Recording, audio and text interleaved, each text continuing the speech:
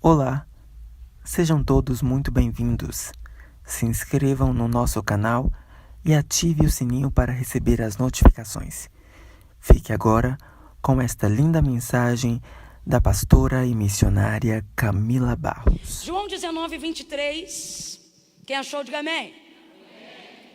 Tendo os soldados crucificado a Jesus, tomaram as suas vestes e dividiram-na em 4 partes, uma para cada soldado. Tomaram também a túnica, que era sem costura, toda tecida numa peça só, de alto a baixo. E disseram uns aos outros: não rasguemos, mas lancemos sortes sobre ela para ver de quem será. Preste atenção nisso. E isto aconteceu para que se cumprisse a Escritura. E isto aconteceu para que se cumprisse a Escritura, que dizia: dividiram entre si as minhas vestes, e sobre a minha túnica lançaram sortes. Foi o que fizeram os soldados. Junto à cruz de Jesus estava a sua mãe, a irmã dela, Maria, a mulher de Clopas, e Maria Madalena. E vendo Jesus ali a sua mãe e o discípulo a quem ele amava, que estava presente, disse à sua mãe: mulher, eis aí o teu filho. Depois disse ao discípulo: eis aí a tua mãe. E desde aquela hora em diante o discípulo o passou a receber em sua casa.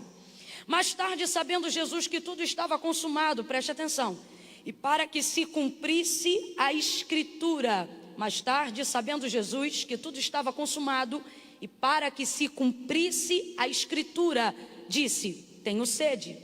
Estava ali um vaso cheio de vinagre, e embeberam de vinagre uma esponja, e colocaram numa vara de ísopo, e chegaram-na à boca de Jesus. Quando Jesus recebeu o vinagre, ele disse: está consumado. E, inclinando a cabeça, entregou o Espírito. Como era grande o dia daquela preparação para os judeus, para que os corpos não ficassem expostos na cruz durante o sábado, porque este sábado era um grande dia, rogaram-lhe a Pilatos que lhe quebrassem as pernas e fossem tirados os que haviam sido crucificados.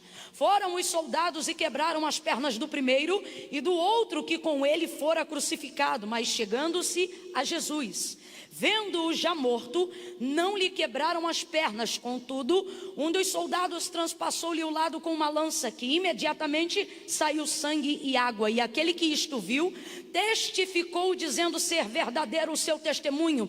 Ele sabe que é verdade e diz que é verdade, para que vocês também creiam. E estas coisas aconteceram, e eu fecho aqui, para que se cumprisse a Escritura. E estas coisas aconteceram para que se cumprisse a Escritura, que dizia: nenhum dos seus ossos poderá ser quebrado. Diga amém por essa palavra. Eu vou contar de 1 a 3. Quando eu disser 3, eu gostaria que você liberasse para a pessoa que está mais próxima de você uma palavra que determina o rumo profético daquilo que Deus nos confiou como verdade para esta noite. Quando eu disser 3, você vai virar-se em direção a esta pessoa e vai dizer para ela: calma, vai se cumprir tudo. Amém?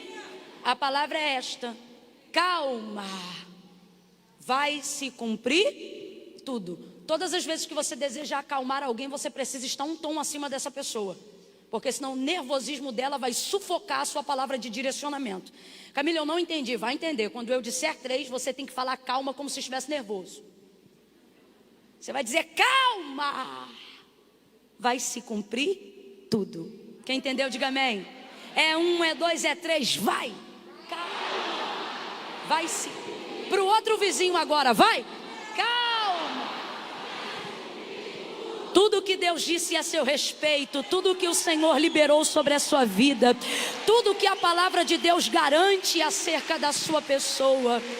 Oh, aleluia, aleluia, aleluia. Ele não é homem para que minta, nem filho do homem para que se arrependa. Falaria e não cumpriria? Ou faria e não seria capaz de realizar? Mas dele é o querer e dele é o efetuar. E como disse Maria, para ele coisa nenhuma lhe é difícil, porque todas as coisas, oh aleluia, todas as coisas lhe são possíveis. E por que são possíveis? Porque esse é o Deus que nós servimos, o Deus a qual disse o profeta: porque desde a antiguidade com o ouvido não se ouviu, e nem com o olho se viu, um Deus que trabalha, um Deus que trabalha, um Deus que trabalha. Você está aqui sentado e ele está trabalhando. Um Deus que trabalha para aqueles que nele esperam, aleluia. Ele está trabalhando para fazer cumprir tudo o que disse acerca de você. Oh, aleluia, glória a Deus, glória a Deus, glória a Deus, aleluia. Deus, ele não é somente o conquistador dos nossos projetos, o realizador dos nossos sonhos. Ele também se faz recurso para que nós cheguemos aonde ele disse que nós chegaríamos. Lá no Rio de Janeiro a gente tem o rio, e ligado ao rio, porém diferenciado, Niterói. Estamos divididos por causa do mar, e por isso existe uma ponte na extensão de 13 quilômetros. Obviamente que a gente chama de Ponte Rio a Niterói, por ligar um ponto ao outro. É como se Deus estivesse dizendo: às vezes você está no Rio de Janeiro e aquilo que eu te prometi está em Niterói, e você se pergunta: como se dará isso? E ele está dizendo: eu serei o destino e também serei a ponte que liga os dois pontos. A bem da verdade é que a primeira coisa que nós precisamos compreender é que Deus não depende para fazer cumprir aquilo que nos disse da nossa ajuda para absolutamente nada. Absolutamente nada. Lembra-se de quando ele chamou a Moisés? Vamos um pouco antes. Lembra de quando ele chamou Abraão? Quando ele chamou a Abraão, ele disse: Abraão, sai da tua terra, do meio da tua parentela, vai para a terra em que eu te mostrarei. Farei de ti uma grande nação, abençoarei os que te abençoarem, amaldiçoarei os que amaldiçoarem você, e em ti serão benditas todas as famílias da terra. Ele disse: eu vou te fazer pai de uma grande multidão. Eu vou te dar uma nação que se chamará pelo seu nome. E por causa da aliança que eu faço com a sua casa, ele visita diretamente a Sara, e ele diz que o filho da promessa, que é de quem vai vir o cumprimento de tudo aquilo que Deus falou a Abraão, virá do ventre de Sara. Mas o tempo passa, 25 anos, ela se torna uma senhora, os seus cabelinhos é branco, e no período intermediário, a realização do cumprimento dessa promessa, eles não acreditam que estejam envolvidos num cenário condizente com aquilo que Deus falou. Quanto mais discrepante for o cenário real que você tem hoje em relação à promessa que Deus te fez, mais verdade é que foi Deus que falou. Você leva isso para a sua vida. E ela já estava inserida dentro deste contexto. Porém, eles são pioneiros no exercício da fé. Hoje nós sabemos disso, mas eles ainda não sabiam. Então, pensando que deveria fazer alguma coisa a fim de cumprir aquilo que Deus já havia determinado sobre Abraão, ela coloca Agar, a sua serva, alcançada do Egito, sobre a cama de Abraão, e ela diz: deita com ele. E diz: Abraão, deita com ela. E o filho que o Senhor nos prometeu virá dela. Aí o Senhor se manifesta mais uma vez para Abraão. Logo em seguida esse episódio, diz para ele: Abraão, anda na minha presença e ser perfeito. Deus sabe que o homem não pode ser perfeito na sua totalidade. A Bíblia diz que todo homem peca, e o que diz que não peca já mentiu, porque todo homem é pecador. Paulo fala sobre isso abertamente na carta aos Romanos capítulo 7, quando ele diz: o querer bem está em mim e eu projeto fazê-lo, mas quando vou executá-lo encontro outra lei, a lei do pecado, que trabalha na minha carne e milita contra o querer bem que está em mim, de modo que o bem que quero fazer não faço, mas o mal que eu não quero faço, e faço sem programar, por causa da minha natureza adâmica caída. É o que Paulo está dizendo.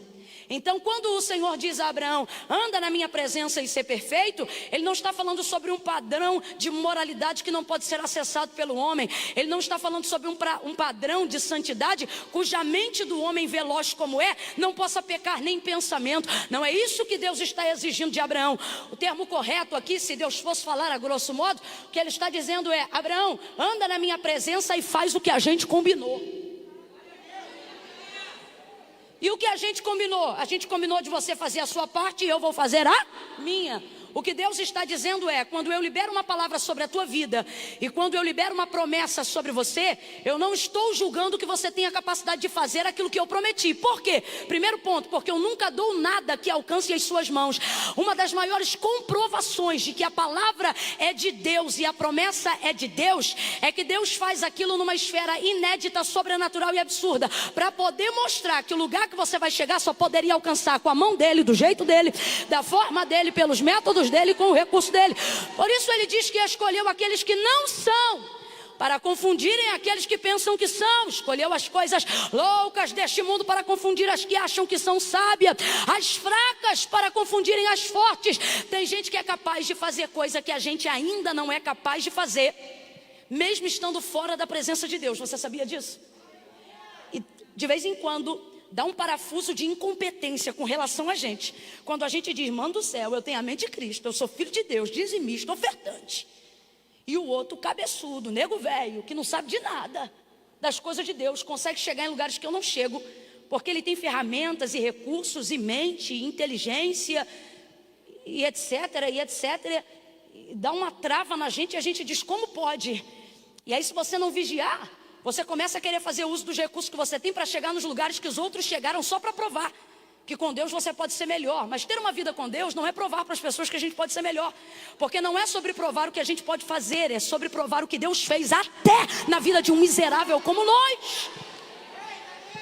Compreenda isso.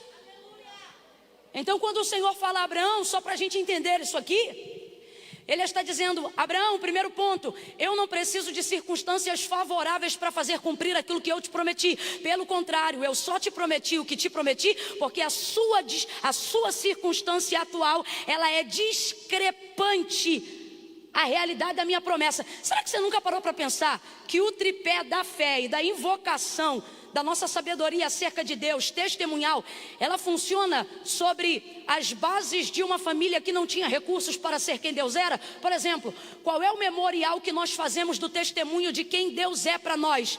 O memorial de Abraão, Isaque e Jacó. Por isso nós dizemos, o nosso Deus é o Deus de Abraão, Isaque e Jacó. Deus de Abraão, o Deus que faz a promessa. Deus de Isaque, o Deus que cumpre o que prometeu. Deus de Jacó, o Deus que dá estabilidade e manutenção àquilo que já fez, depois que a promessa se cumpre. Isso aqui resume a obra de Deus na vida, claro, a grosso modo, na vida daquele a quem ele chamou, a quem ele fez uma promessa. Agora, sabe que você nunca parou para pensar? Olha isso aqui. Quando Deus chama Abraão, o papo de Deus com ele é, você vai ser pai de uma grande nação. Ele está dizendo, eu vou te fazer pai de filhos nascidos de filhos e filhos dos seus filhos, e vocês serão tão populosos, tão populosos, tão populosos, que serão peregrinos em terra estranha. Eu vou precisar preparar um território, um hectare, que comporte uma família, não, que comporte milhões, e milhões, e milhões. E por isso deu a ele Canaã, a terra que mana leite e mel. Leite, manutenção, mel, novidade. Vai ouvindo isso aí. Deus traz a Abraão a revelação de uma palavra que é tão grandiosa. A gente olha para Abraão e vê um homem. Deus olha para o mesmo Abraão e vê uma nação. É igualzinho aqui agora. Eu olho para cada cadeira e só vejo uma pessoa. Deus olha para a mesma cadeira e para a mesma pessoa sentada e vê os filhos dele, os primos, o sangue, a hereditariedade. É assim que Deus nos vê, visitando a nossa geração. Ouça isso. Aí quando o Senhor faz essa promessa a Abraão, pare para pensar, fala de filhos, fala sobre multidão, mas o texto é claro e diz que Sara era estéril. Complete aí para eu ter certeza que você está me ouvindo bem. Sara era? Aí Deus diz, vou fazer de você pai de uma grande nação. Vai usar o ventre da H? Não, vou usar o ventre da sua mulher. Mas espera aí, ela é? Aí Sara gera, nasce Isaque. Isaque tem bilhões de mulheres para escolher com quem casasse no mundo. Mas Abraão diz, eu quero escolher uma moça à altura daquilo que Deus prometeu à minha casa. E diz ao seu servo, vai até a região antiga dos meus pais, onde está a minha parentela, e traga de lá uma moça. Meu Deus, poderia vir qualquer moça.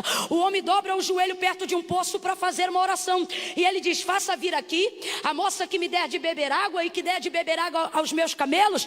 Ele faz a oração certa, no lugar certo, e na visão humana, tudo ali tem que dar certo e dá certo, mas parece que dá errado, porque podia chegar qualquer moça e chega Rebeca, filha de Betuel, da casa de Abraão, e quando ela chega, ela faz tudo o que ele pediu em oração, porque quando você faz a oração certa, no lugar certo, antes da oração terminar, Deus responde a oração.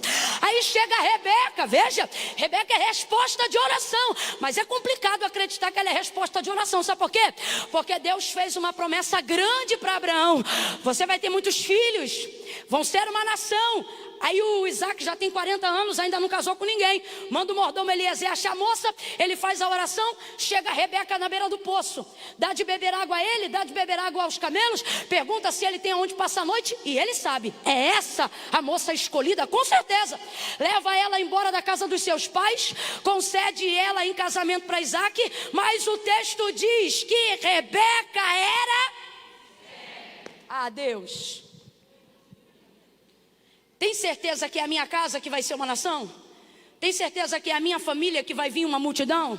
Tem certeza que é de mim que vai nascer a maior geração que já existiu sobre a face da terra? Tem certeza que é de mim que tu levantarás a casa de Judá, a remanescente de Davi, a resplandecente estrela da alva? Tem certeza?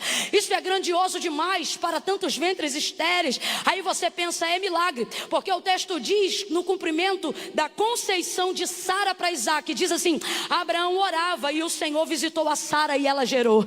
Aí o texto diz que Isaac casa com Rebeca, ela também é estéril, mas sobre eles havia uma palavra. Palavra é escritura, é a transliteração do que Deus já disse no verbo. Então nós vamos trocar escritura por palavra. Vamos lá. Sobre a casa de Abraão havia uma, sobre a casa de Sara havia uma, sobre a casa de Isaac havia uma. Rebeca era estéril, mas sobre Isaac havia uma. Aí o texto diz que Isaac orava. Vai olhar o texto e vai ver o que eles oravam. Olha para cá. Eles não oravam dizendo, Deus, eu quero. Eles oravam dizendo, Deus, tu disseste. Deus trouxe gente, hoje aqui ele está dizendo o que a própria Bíblia diz: pedis e não recebeis porque pedi mal, porque não conheceis as escrituras e nem o poder que há nelas. Deus não é fiel a mim. A gente canta, poeticamente falando, é muito bonitinho, mas Deus não tem obrigação de ser fiel a mim. Deus é fiel à sua palavra. Por isso disse Jesus: se vós estiverdes em mim e as minhas palavras estiverdes em vós, pedireis o que quiserdes no meu nome. Eu vou pensar? Eu vou estudar o caso? Não, pedireis o que quiserdes no meu nome e vos será feito. Não, Camila, mas tudo tem um tempo. Muitas vezes a gente usa o recurso do tempo do Cronos para poder justificar a nossa incredulidade no Kairos. Camila, eu ainda não entendi, vai entender. Nós que fazemos parte do ministério da nova aliança, vivemos a glória revelada do próprio Deus em Cristo. Camila, o que você está dizendo? Estou dizendo que no Novo Testamento o nome de Deus é Já.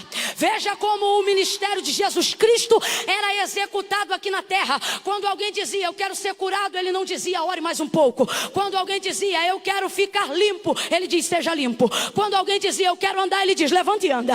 Quando alguém dizia, eu quero ver, ele diga, abra os olhos e então veja.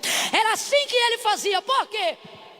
Porque ele estava inaugurando um ciclo aonde o poder da palavra de Deus seria real na vida de todo aquele que crê, que tem e que possui. Por isso ele estabelece a primícia do cumprimento, ligada sim ao imediatismo, não ao triunfalismo, mas ao imediatismo. Quando ele diz, é tudo o que pedirdes ao Pai em meu nome, eu farei. Mas quando eu farei?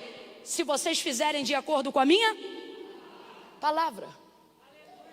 Isaac ora, Abraão ora, e todos eles têm o mesmo raciocínio e a mesma linha de oração, que é a mesma que desenvolveu Moisés, que é a mesma que desenvolveu Jó muito antes de Abraão. Eles não oravam dizendo, eu quero. Eles não oravam dizendo, faz assim. Eles não oravam dizendo, é meu sonho. Eles não oravam dizendo, eu preciso. Eles oravam, pode olhar o texto, eles olhavam e diziam assim, porque tu disseste que faria. O que é isso? Isso é orar sobre a palavra que Deus liberou sobre mim. O que foi que Deus disse a seu respeito?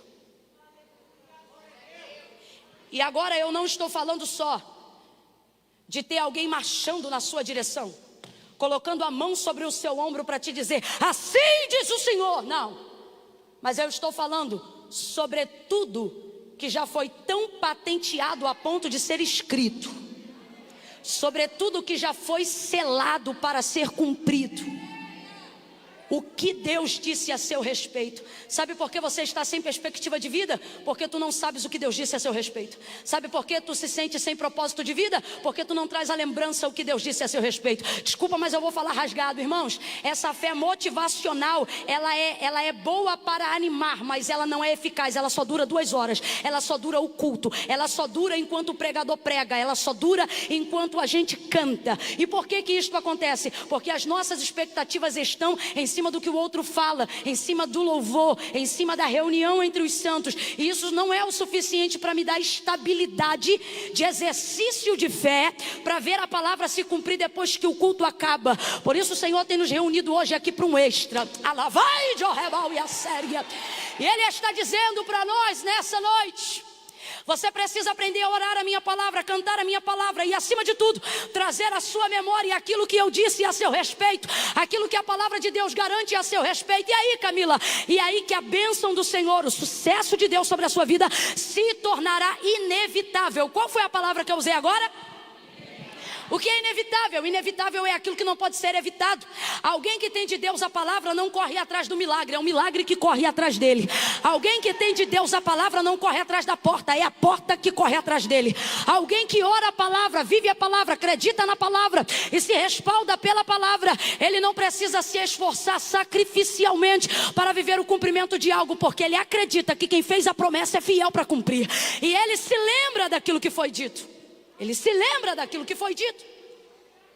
Mas o que está acontecendo? Está acontecendo que nós temos vivido dias aonde a nossa fé tem a durabilidade de um culto, aonde a nossa expectativa só funciona enquanto está sendo movida por algo, por um dia ou por alguém. Isso não é o ruim, mas eu preciso ser honesta, não é o suficiente.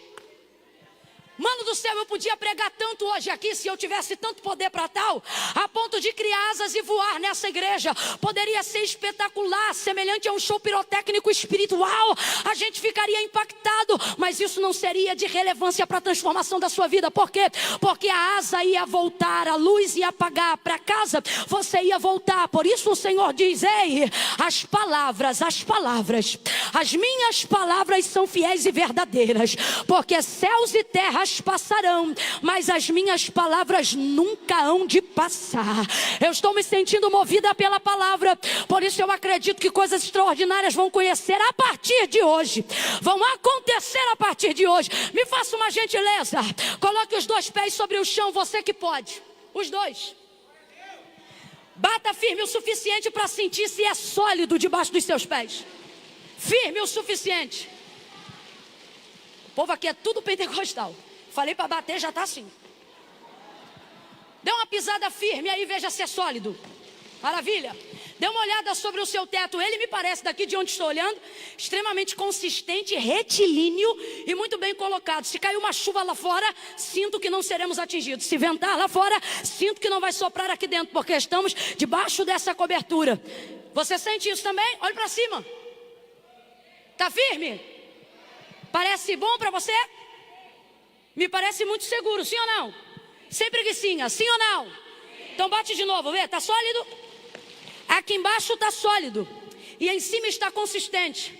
Deus está dizendo para alguém hoje aqui: e se eu te disser que aquilo que eu liberei a seu respeito é mais consistente do que o chão que sustenta seu corpo, é mais firme do que a cobertura que paira sobre a sua cabeça, mas não damos à palavra o crédito que damos ao chão que está debaixo dos nossos pés? E também não damos ao mesmo crédito a palavra sobre nós, como damos a cobertura do nosso teto? Por isso o Senhor, Ele é claro em dizer que a fé vem pelo ouvir e não pelo ver. Nós não andamos por vista, andamos por fé. E qual é a sensação? Não, como é que chama quando a gente fala olfato? Sentido. O sentido da fé não é ver, o sentido da fé é ouvir, porque a fé vem pelo ouvir e o ouvir da palavra de Deus. Você pode orar muito, pode ser de vigília, do manto, do propósito, do jejum de Daniel, da barba crescida, do cabelo rapado, da cinza, do pano de saco. Mano, você pode ser do ré, do prado, você pode ser do que for. Pode ser do espiritual, do fluvial, do lençol freático espiritual. Você pode ser do que for. Nada substitui a necessidade de saber o que Deus disse a seu respeito e ter isso como paradigma de fé para que todas as coisas aconteçam na sua vida. Olha o que o Senhor disse quando estabeleceu a lei, que é a palavra para o seu povo depois da libertação do Egito. Se vocês ouvirem, se vocês atenderem, se vocês obedecerem os mandamentos que eu, o Senhor vosso Deus, vos ordeno hoje, Ele diz: eu farei. Não são vocês que farão, Ele diz: eu farei. Por quê? Porque Deus corresponde à sua palavra. Eu farei com que essas bênçãos desçam de Hebron. E quais eram as bênçãos que Deus havia preditado sobre aquele lugar? Bendito será o teu ventre, bendito será o fruto da tua maçadeira, bendito serão os teus filhos. Eu vou falar numa linguagem do século 21 para todo mundo entender e glorificar. Ele está dizendo: bendita será a tua conta corrente, bendita será a tua poupança, bendito será o teu PIS, o teu PASEP, o teu INSS, a tua empresa, os teus negócios. Bendita será a tua vida física, bendita será a tua saúde emocional, bendita serão os teus filhos, os filhos deles com eles, e os filhos dos seus filhos, dos filhos deles com eles. O Senhor está dizendo: eu não vou me envolver só com você, eu vou me envolver e vou abençoar a tua casa, a tua família, a tua hereditariedade, até 1000 gerações. Se você se lembrar daquilo que eu liberei sobre você, ainda que um neto seu não se lembre, ainda que um filho seu não se lembre, se você caminhar de acordo com a minha palavra, o seu neto pode esquecer, seu filho pode até esquecer, mas para honrar a aliança que você fez com a minha palavra, eu vou lembrar seu neto, eu vou lembrar seu filho, eu vou lembrar sua família. Camila, e o Senhor faz isso? Faz. Ele fez isso com Salomão por amor de Davi, ele livrou a Ló por amor de Abraão. Quando você faz uma aliança com a palavra de Deus, os filhos podem até não se lembrar, mas se você orou por eles antes de nascer, se liberou sobre eles palavra antes mesmo deles se desviarem, o Senhor está dizendo: porque sou fiel à minha palavra, serei fiel a você e também alcançarei os seus filhos. Aí olha o que ele diz. Alivia o compressor para mim só um pouquinho, por favor. Aí ele diz: eu farei. Porque tem coisas na nossa vida que só Deus faz. Ele diz: eu farei com que essas bênçãos corram. Gente, está na Bíblia, tá? Eu farei com que essas bênçãos corram atrás de vocês. Eu farei com que essas bênçãos vos persigam.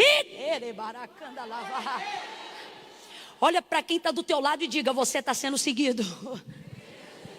Não, vou corrigir, né? O texto não diz seguido, ele diz perseguirão, né? E o que é perseguirão? É seguir sistematicamente, é seguir de perto. É levantar junto, acordar junto, ir embora junto, sentar junto. Quem já entendeu o que Deus está dizendo?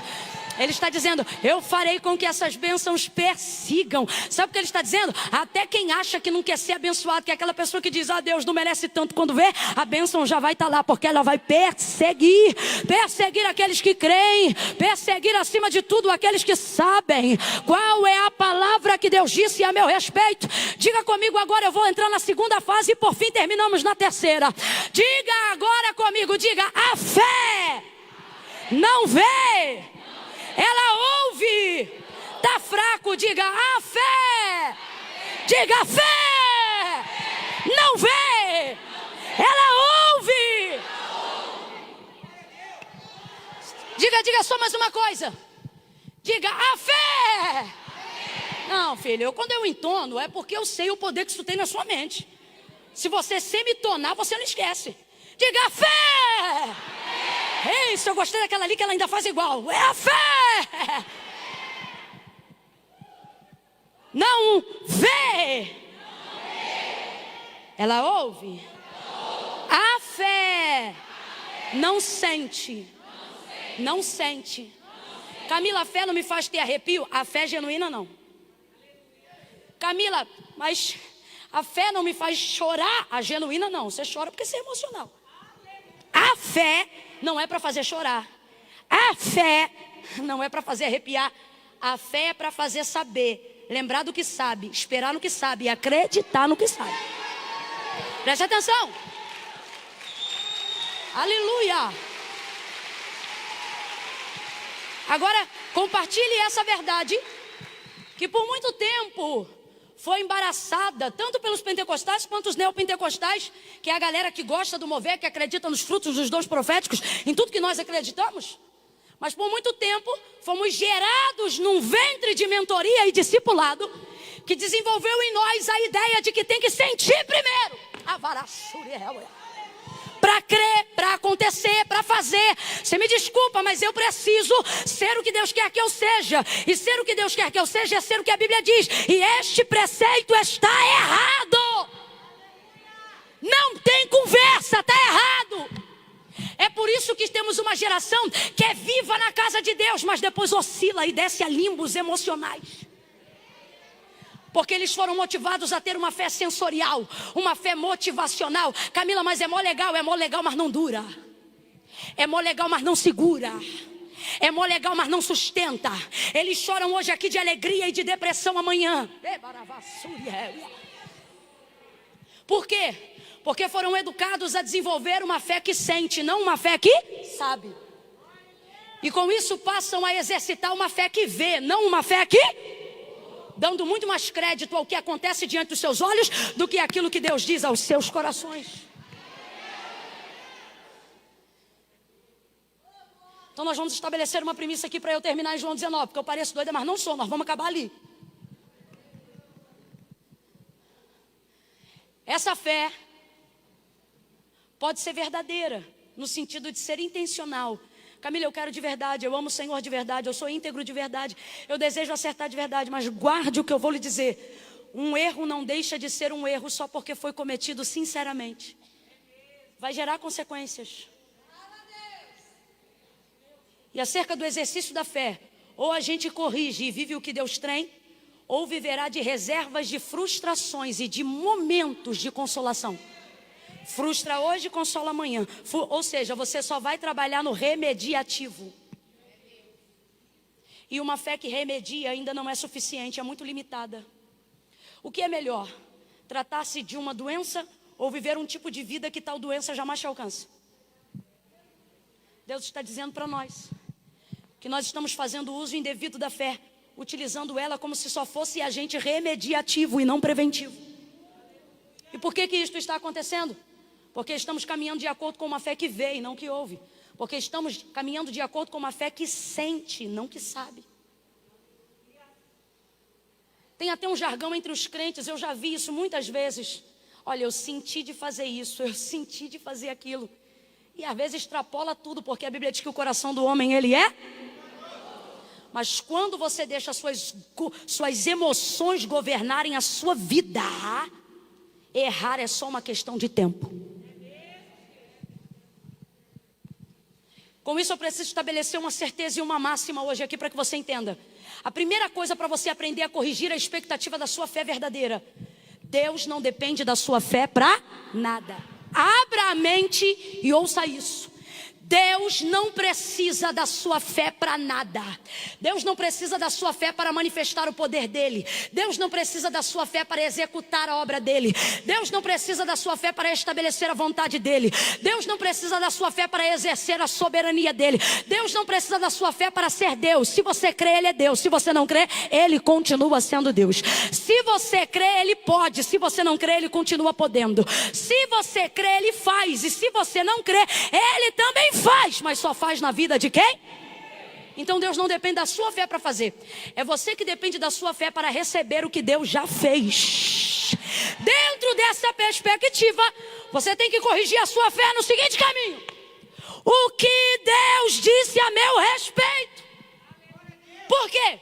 Porque eu vou exercitar a minha fé em cima do que eu sei e não em cima daquilo que eu sinto. Porque tem dias que eu vou me sentir mal a despeito do que Deus disse a meu respeito. Tem dias que eu vou ser tentada pela incredulidade a despeito do que a palavra de Deus diz sobre mim. E como que eu me faço, Camila? Como que eu faço para ser estável e não ser oscilante? Eu não deixo mais as minhas emoções governarem as minhas decisões. Eu vou orar de acordo com o que eu sei, assim como Moisés, assim como Abraão, assim como Jó, assim como Daniel, assim como Isaac, assim como Jacó. Eu não vou dizer, Deus, eu preciso. Eu vou entrar em juízo e vou dizer, Deus, tu disseste que faria. Vou lembrar aquilo que Deus disse que faria. Vou trazer à memória aquilo que me dá esperança. Isso me dará a expectativa de uma fé correta. E por que a fé tem vivido um investimento errado? Nós estamos direcionando ela de maneira errada, porque estamos vivendo no centro das nossas emoções e não debaixo do governo da palavra de Deus. Você tem que botar na sua cabeça: Deus não depende da minha fé. Não depende. Para fazer nada. Sou eu que dependo da minha fé para ser alvo daquilo que Deus derrama sobre a vida de quem crê. Isso aqui é muito real, gente. Gênesis capítulo 1. Até quem não conhece a Bíblia já viu isso em algum lugar, alguma vez na vida. No princípio a terra era sem forma e vazia, e o Espírito de Deus, complete aí por favor, o Espírito de pairava, se movia, em outras versões, sobre a face das águas. Veja, a terra era sem forma e vazia, não havia nada. Complete aí por favor, não havia? Não havia? Mas o Espírito de... não é das trevas, não é do diabo, não é da malignidade, é o Espírito de Deus. Se movia sobre a face das águas. Ele se movia ou sobre a face do abismo, dependendo da versão. Mas não existia nada. Quem estava lá, o Espírito de Deus ou do diabo? Mas não acontecia, não produzia, não criava, não executava, não fazia. O Espírito de Deus estava ali. Amém? Mas não fazia nada. Então você vai ver a manifestação da palavra pela primeira vez. E disse Deus. Oh meu Deus. Verbo, palavra. Diga comigo, palavra. E disse Deus, haja luz. Quando Deus disse haja luz, o que aconteceu? Olha lá, gente, vamos lá. Quando disse Deus haja luz, o que aconteceu? Quando Deus disse haja luz, quem foi que disse amém? Quando Deus disse haja luz, quem foi que disse tá ligado, terra? Quando Deus disse haja luz, quem foi que disse eu creio? Vamos ser aqui, o Senhor ele trabalha na nossa mente de acordo com a nossa racionalidade. Então agora eu não vou contar com a sua espiritualidade não, porque eu estou pregando até o incrédulo. Vou contar com a sua inteligência. Eu não falo o que eu quero ouvir nem o que você sente. Fala o que você sabe. Gênesis capítulo 1. E disse Deus, haja luz e houve luz. Há exercício de fé para que haja criação em Gênesis 1? Não, porque o autor da carta aos Hebreus já deixou rasgado para a gente. Ele disse, porque céus e terra, tudo que existe e tudo que há, não foi feito por prova aparente do que se vê, mas foram criados pelo poder da sua palavra. Então preste atenção. Deus precisou de fé para criar tudo que existe e que há? E por que a gente usa a nossa fé achando que é Deus que precisa dela? A gente usa a nossa fé como mola propulsora para Deus ter poder de fazer o que a gente quer que Ele faça. E é por isso que Ele não faz. Não é porque Ele não pode, é porque a gente acha que Ele precisa da nossa fé para ser capaz de fazer. Vai ouvindo aí. É aí que está a fé equivocada. Por quê? Porque primeiro eu quero crer para depois saber a palavra. Então por mais que eu creia, não vou ter fé o suficiente, porque estou crendo em cima de algo que eu não sei, que eu não conheço. E por quê? Normalmente porque eu estou esperando sentir primeiro para saber qual é a direção depois. E disse Deus, haja luz e houve luz. Primeiro manifestou-se a palavra, para que depois pudesse haver exercício de fé. Então vou perguntar de novo. Deus usou fé para existir tudo o que existe e o que há? Então isso mostra que Ele não precisa de fé para trabalhar. Não precisa de fé para executar. Se Ele quiser, preste atenção para depois não desenvolver heresia. Se Ele quiser, Ele faz. Sim ou não? Ele é Deus. Agora, que Deus fez, tudo que fez pelo poder da sua palavra, está tanto feito que nós estamos aqui. Deus não precisou da minha fé para fazer nada. Mas quando eu abro a minha Bíblia em Gênesis 1, eu preciso da minha fé para crer que Deus fez ou faz. Então Deus não está querendo desenvolver em mim fé para Ele ter poder de fazer. Porque Deus não depende da minha fé para fazer. Sou eu que dependo de fé para me tornar alvo daquilo que Deus já fez. E isso está provado na Bíblia. Gênesis capítulo de número 1, verso 31. Ele disse: eu tenho vos dado todas as coisas. E depois João 19, já está tudo consumado. Camila, então o que você está querendo dizer? Estou querendo dizer que nós temos sobre nós o maior poder do mundo, mas não estamos usando. Eu estou de joelho, sabe por quê? Porque eu me coloco na condição de alguém que suplica que o Espírito Santo de Deus abra o nosso entendimento para que nós venhamos compreender o nível de poder. Feche os seus olhos por alguns instantes. Senhor, a tua palavra diz, Oséias falou: o meu povo foi destruído porque lhes faltou conhecimento. Mas nesta noite nós estamos aqui num culto extra. Nós estamos nos estendendo esta noite um pouco mais, buscando um pouco mais. Não porque queremos ser vaidosos acerca daquilo que o Senhor nos confiou, mas porque queremos expandir a extensão. Queremos ver a amplitude do teu reino aplicada na terra e na nossa vida. Mas como fazer isso com incredulidade? Como fazer isso com uma fé limitada? Como fazer isso com uma fé equivocada? Então, Pai, a tua palavra diz: o meu povo foi destruído porque lhes faltou o conhecimento. Mas esse povo que está diante de ti nesta noite, eles não estão rejeitando o conhecimento, eles caminharam uma milha a mais só por causa do conhecimento. Nós temos aqui, Senhor, gente cansada, com dor na coluna, esporão no pé, outros que vieram do trabalho, gente que amanhã 4 horas da manhã vai precisar se levantar, mas eles não querem ser destruídos pela ignorância, eles querem ser edificados pelo conhecimento. Então nos ajuda a crescer na graça e no conhecimento, e corrige a fé. Em nome de Jesus, em nome de Jesus, eu estou sentindo graça de Deus para liberar isso agora. Coloque as suas mãos para cima em sinal de quem pede, em sinal de quem suplica, e diga comigo: em nome de Jesus, Espírito de sabedoria, abre a minha mente. Em nome de Jesus. Será que você nunca se perguntou? Nós estamos aqui numa maioria gigantesca de homens e mulheres que já amam e servem ao Senhor, de gente que conhece a sua palavra, apesar de não meditar nela de dia e de noite. Mas estamos aqui numa maioria de gente que tem Deus e tem palavra. E se tem Deus e tem palavra, por que não está se cumprindo? Não é porque Deus não pode fazer, digo mais, não é porque Deus já não tenha feito, mas é porque nós não estamos nos posicionando na condição de receber tudo aquilo que Deus tem para dar e para fazer. E quando eu falo sobre fazer na hora, eu estou falando que a vontade de Deus para a vida daquele que recebe uma palavra não é protelar, mas Ele quer fazer acontecer. Você precisa se perguntar isso agora. Se eu tenho o Deus que faz e tenho a palavra que me habilita a receber, por que eu não recebo? Por que não acontece? Por que a gente fala de prosperidade e ainda não está prosperando? Não vou nem falar de riqueza, porque a Bíblia é clara: riqueza não é para todos, mas prosperidade é para todo aquele que crê. Por que fala de cura e não estamos sendo curados? Porque na verdade a nossa fé já está acomodada em dizer: não era da vontade de Deus, não era do tempo de Deus, querendo na verdade botar na conta de Deus o que é débito da nossa. Débito.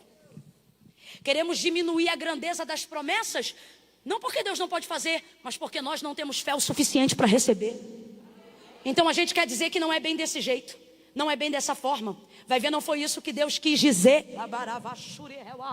Por isso nós estamos utilizando hoje o que a Bíblia diz e não o que eu penso e nem o que você pensa. Porque o que está escrito e o que está feito, está feito. Gênesis 1, está provado que Deus não precisou de fé para criar o que havia criado, mas está provado que nós precisamos de fé para crer que foi Deus que criou. O texto diz ali que Deus criou tudo. Ele fez tudo. Completa aí, igreja, por favor. Ele fez? Ele fez? E não só fez, mas concedeu a nós o uso, o direito de usufruir. Ele disse: tudo tenho feito e tudo tenho vos dado. Tudo tenho feito e tudo tenho vos dado. Estou sentindo graça de Deus enquanto libero essas palavras. Tudo tenho feito e tudo tenho vos dado. Tudo tenho feito e tudo tenho vos dado. Olhe para alguém que está se sentindo um pouco para baixo hoje e diga para esta pessoa: Deus já fez tudo e te deu tudo. Olha para alguém e diz: você tem tudo o que precisa Você tem tudo o que precisa. Você tem tudo o que precisa. Você tem tudo o que precisa. Tenho feito e tenho vos dado tudo. Complete então aí mais uma vez, por favor. Tenho vos dado tudo. Então, para vocês que se dizem crentes, assim como eu, que também o sou, você crê que foi Deus que fez os céus e a terra? Sol, lua, estrelas, firmamento, oceano, mares, animais, relva, sementes, espécies, frutos, árvores. Olha para mim, numa boa. Você crê mesmo? Quem crê nisto que eu estou dizendo, diga eu creio. Você não é da cultura darwinista, tem certeza? De que o homem veio da evolução do primata? Tem alguém aqui que não, Camila, para mim é isso aí. Quem crê que foi Deus que fez e criou tudo, diga eu creio. Diga assim comigo, eu creio que Deus criou tudo. Diga assim, eu creio que Deus fez tudo. Agora eu vou te perguntar. Então por que tu achas que é muito para Deus fazer curar o câncer? Por que tu achas que é muito para Deus fazer mudar a tua vida? Por que tu achas que é muito para Deus trabalhar no coração do teu marido? Por que tu pensas que é muito tu teres um diploma depois dos 40 anos? Por que tu achas que é difícil tocar um instrumento depois dos 30? Por que tu achas que é muito difícil pregar muito melhor do que eu prego, se dedicar, nem que seja um ano? Por que tu pensas que é difícil ter o corpo que queria ter? Tudo que Deus te propõe, tudo que a Bíblia diz sobre você, vez ou outra você acha, isso aí é muito. Camila, eu não acho isso. Acha sim!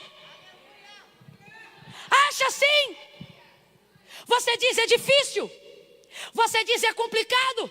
E por isso o Senhor está confrontando hoje a nossa mente, para que a nossa falta de fé ou a nossa fé equivocada seja confrontada por ela. Porque vamos pregar conforme está escrito. O que a Bíblia diz é que se a sua fé for do tamanho de um grão de mostarda, eu não estou pregando o que dizem, o que os filósofos pensam, nem o que Sócrates acreditava, nem o que Platão falou. Eu estou dizendo que a sagrada e inerrante escritura, digna de toda aceitação, viva e eficaz, mais penetrante do que qualquer espada de 2 gumes, diz. E também não estou dizendo, não desprezando, mas não dizendo o que Paulo, Pedro ou os apóstolos dissem, mas o que Jesus. Se crê que Ele é Deus, ouça o que Ele diz. Ele disse, se vocês tiverem a fé, ainda que ela seja do tamanho de uma semente ou de um grão de mostarda. Gente, é um caco de unha, uma semente de mostarda. Ele diz, olha, se vocês tiverem essa fé, fale aí o nome de um morro alto aqui em São José. Tem morro aqui não? Menina, é mesmo. Nem um monte de crente não sobe monte aqui não? Tem? A igreja tem? Então a gente pode chamar esse monte de Monte da Cabana. Se você tiver uma fé do tamanho de um caco de unha, não importa qual seja o Monte da Cabana, se ele é grande ou se é gigante. Se vocês chegarem aqui um dia, olha o que Deus está dizendo. Ele não está dizendo se você tiver muita fé. Ele está dizendo se você tiver ela, ainda que seja desse tamanho. Você pode olhar para um monte. Tem algum rio aqui? Represa. Como chama represa? Ótimo, enfim. Você vai chegar, Monte da Cabana. Sai daí e mergulha na represa. Se tiver nisto o propósito, você só precisará ter a fé do tamanho de um grão de mostarda. Olha para mim, entenda isso aqui. Deus está dizendo, para conseguir fazer isso tudo, você tem que ter muito pouco.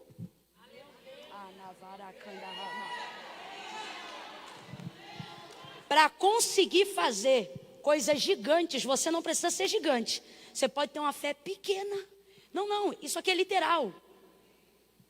A fé pequena, ela também é útil, mesmo que seja limitada. Veja o que ele disse para os discípulos. Vocês não têm fé? Não, ele disse, homens de pouca fé, pequena fé.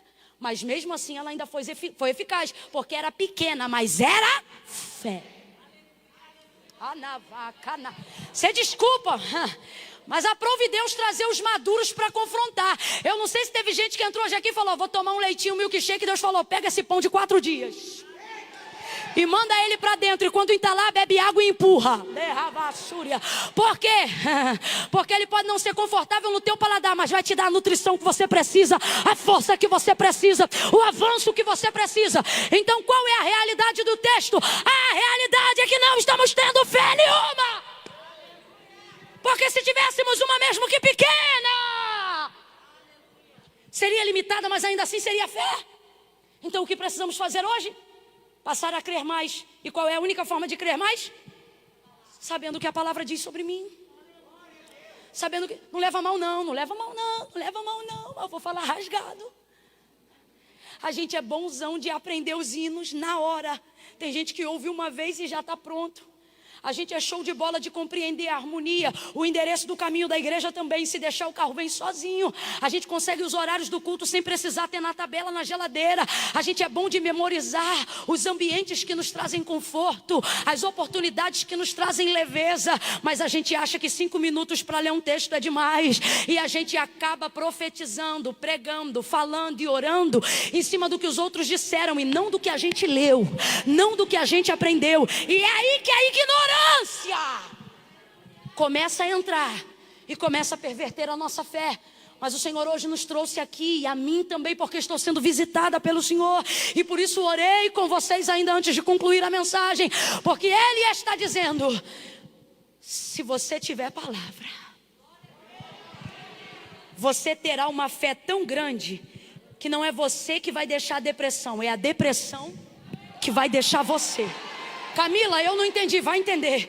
Se você tiver palavra de Deus na vida, debruçar sobre a palavra, saber o que Deus quer sobre você, seja ela pregada, conferindo no texto, ou seja lendo à beira da sua cama, quando acorda, na devocional ou antes de dormir, se tu aplicares o teu coração em conhecer o teu Deus, em conhecer a palavra de Deus, tu dedicarás o teu coração a saber quem esse Deus é e se relacionará com Ele em oração. E se você tiver na vida a palavra em oração, não tem morro da cabana, não tem represa. Deus abre e fecha as comportas dos céus a hora que você pede. Porque eu não sou o que dizem que eu sou, também não sou o que penso que eu sou quem Deus sabe que eu sou. Então, se eu quero revelar a minha identidade ao mundo, e se eu quero descobrir qual é o propósito de Deus para o mundo, não adianta 1 milhão de cursos motivacionais. Eles vão ajudar, eles vão auxiliar, se a base da minha vida for a palavra de Deus. João 19, eu encerro. 3 coisas. Eu disse quantas coisas? 3. Quantas? 3. Primeira coisa. Jesus está em João 19 no pior momento de sua vida. O pior momento de sua vida. Pior. Ele está na hora que foi chegada. A hora das trevas. Hora da dor. Hora da agonia. Açoite, sangue, surra, coroa, canada, cruz, cravo. Meu Deus. Tudo o que Isaías disse sobre ele se cumpriu, inclusive a parte que diz moído. Se podemos resumir a obra do Calvário, é isso. Ele foi Não, o que é ser moído? É sofrer na totalidade. Jesus sofreu de dentro para fora e de fora para dentro. Sofreu na alma, sofreu nas emoções, sofreu no espírito e também sofreu no corpo, na carne. Sofreu abandono e rejeição. Não estou falando só de Judas e de mais alguns discípulos que não seguiram até o Calvário. O texto diz que o seu pai também lhe desampara naquele dia.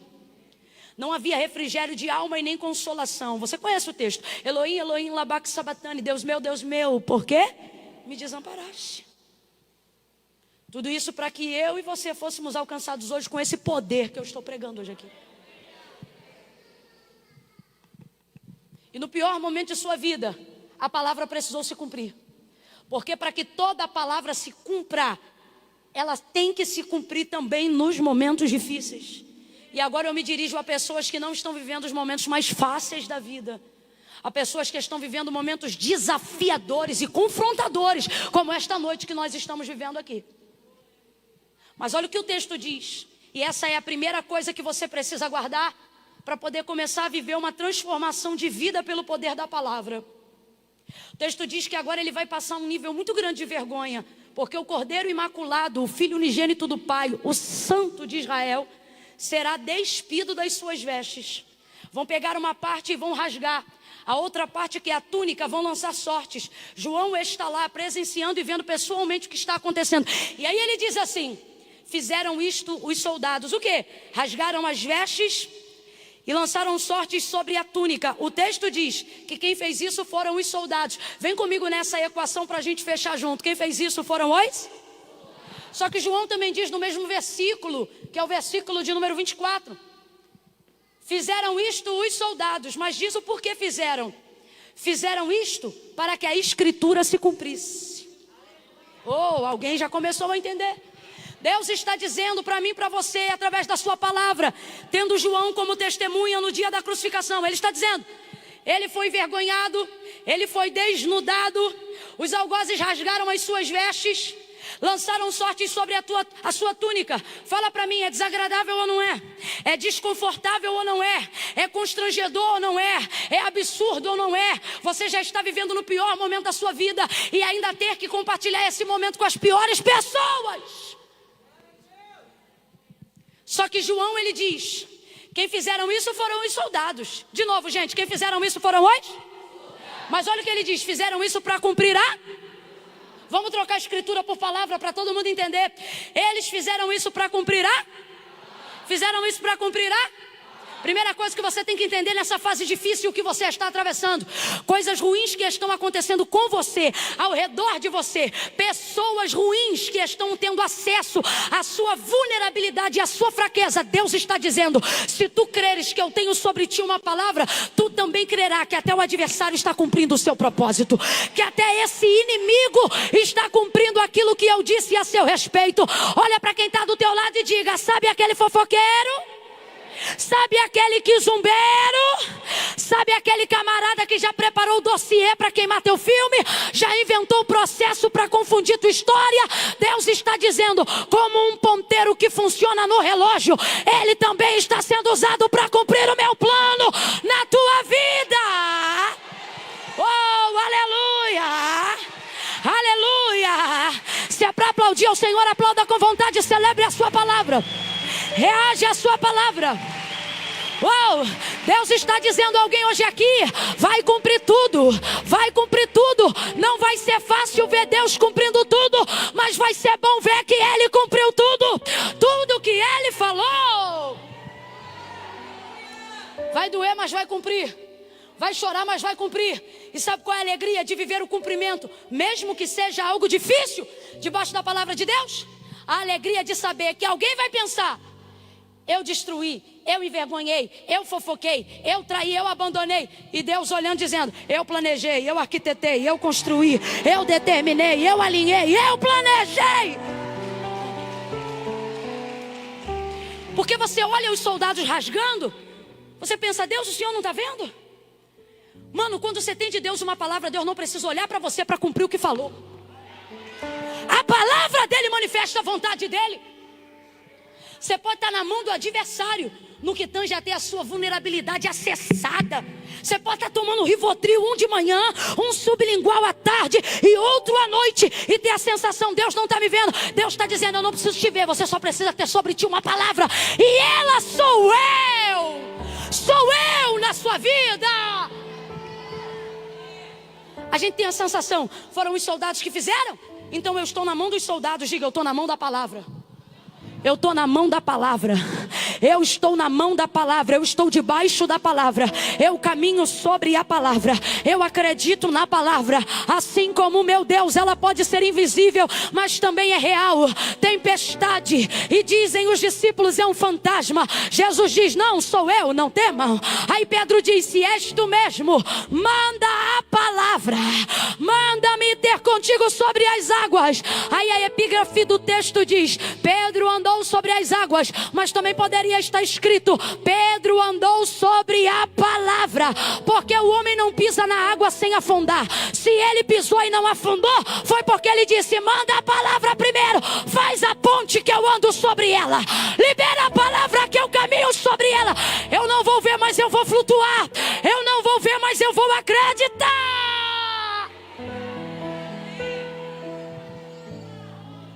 Você diz, eu preciso de saúde, eu preciso de dinheiro, eu preciso de carro. Deus está dizendo, se você entender o poder da minha palavra, você vai fazer o que Pedro fez. Vai olhar para Jesus e vai dizer, basta uma palavra. Perdão, o centurião vai dizer, basta uma palavra. Olha, eu vou lá na sua casa, não precisa ir lá em casa não.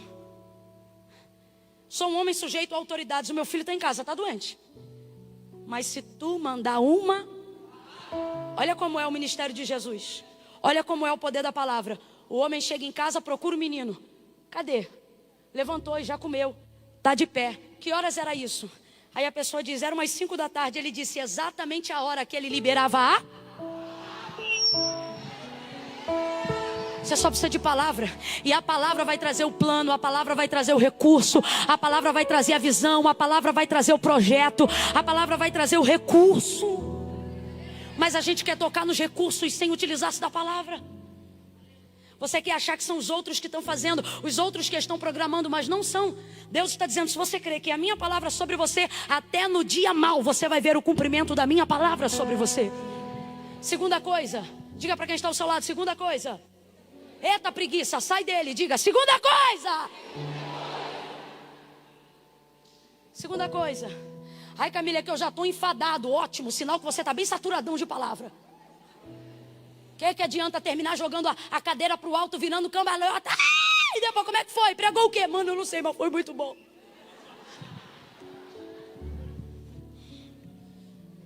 Segunda coisa. O texto diz assim, que vendo que já estava consumado, ou seja, chegando a hora final de entregar o seu espírito, diz o texto onde nós lemos, o versículo de número 28.